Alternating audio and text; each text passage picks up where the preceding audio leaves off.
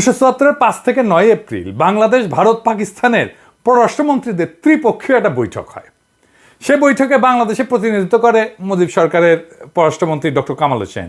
বৈঠকের অন্যতম প্রধান আলোচ্য বিষয় ছিল 195 জন যুদ্ধাপরাধীর বিচার। এতে পাকিস্তানের প্রতিরক্ষা এবং পররাষ্ট্র প্রতিমন্ত্রী বলেন, কোনো অপরাধ সংগঠিত হয়ে থাকলে আমার সরকার তার নিন্দা জ্ঞাপন এবং গভীর দুঃখ প্রকাশ করছে।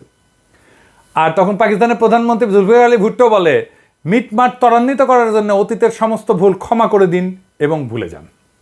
এই দুই বক্তব্যের পরিপ্রেক্ষিতে বাংলাদেশ সরকার সিদ্ধান্ত নেয় যে ক্ষমাশীলতার নিদর্শন হিসেবে এই বিচার প্রক্রিয়ায় তারা আর অগ্রসর হবে না।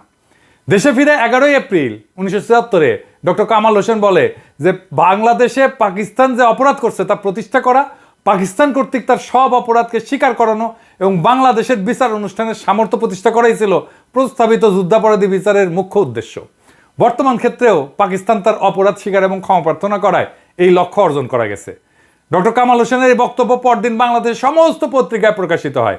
এরপর বাংলাদেশের পক্ষ থেকে 195 জন যুদ্ধাপরাধীর বিচারের সিদ্ধান্তটা আনুষ্ঠানিকভাবে প্রত্যাহার করা হয়। এটাই ছিল প্রথম সরকারিভাবে ক্ষমা প্রার্থনা। আর ক্ষমা প্রার্থনা হয়েছে আরেকবার হয়েছে, দ্বিতীয়বার ক্ষমা চাইছে পাকিস্তানের প্রধানমন্ত্রী ভুট্টো ঢাকা এসে। 1974 জুনে শেখ মুজিবের আমন্ত্রণে পাকিস্তানের প্রধানমন্ত্রী ভুট্টো ঢাকা এসছেন।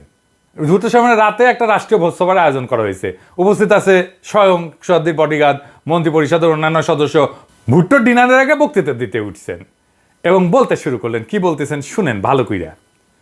আপনাদের উপর স্বার্থপর অবিবেচক সামরিক কর্তৃত্ব লজ্জাজনক দমন পীড়ন এবং অকথ্য অপরাধ করেছে। আমি পাকিস্তানের জনগণের পক্ষ থেকে বাংলাদেশের জনগণের জন্য শুভেচ্ছা বয়ে এনেছি। আমাদের দয়া করে তাদের মানে ইয়াহিয়া খান তার সাথে এক করে দেখবেন না, যারা শুধু আপনাদের নয় আমাদের উপরও তখন শাসন করত। আমরা আপনাদের বেদনা এবং কষ্টকে অন্তর দিয়ে অনুভব করি। আপনাদের ক্ষতির জন্য আন্তরিকভাবে দুঃখ প্রকাশ করছি। আমাদের শেষ নবীর নাম নিয়ে আমি আপনাদের কাছে বলতে চাই, আমরা আমাদের কৃতকর্মের জন্য অনুতপ্ত, আমরা তওবা করছি। এর চাইতে আর ভালোভাবে কিভাবে ক্ষমা চাওয়া যায়?